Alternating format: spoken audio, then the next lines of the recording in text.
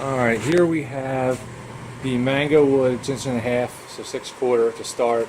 Just jointed 2 edges, and 5 out of the 8 boards I was able to joint 2 edges on. Now 3 of them, as you can see, are wider than 6 inches because that's the limitation of my jointer. So I have to decide if I want to rip them to jointable lengths or, glue them up and then have to hand plane to get them straight. Not that I need a new hand plane because mine is old, or sharpen it, which I don't have sharpening soon, so I got to make that decision.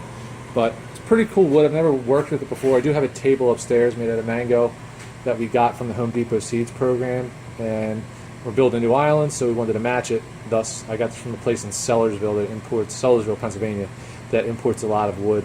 It's like $210 for all these boards. They're all in good shape. So joiner's doing good.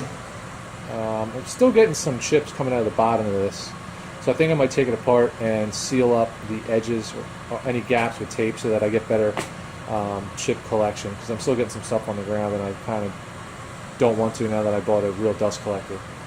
Still got my Wen kicking ass up there. It's doing a good job, but I'm going to go make that decision and then probably get another video of either ripping those down and jointing them, and then the planing operation will be next. Stay tuned.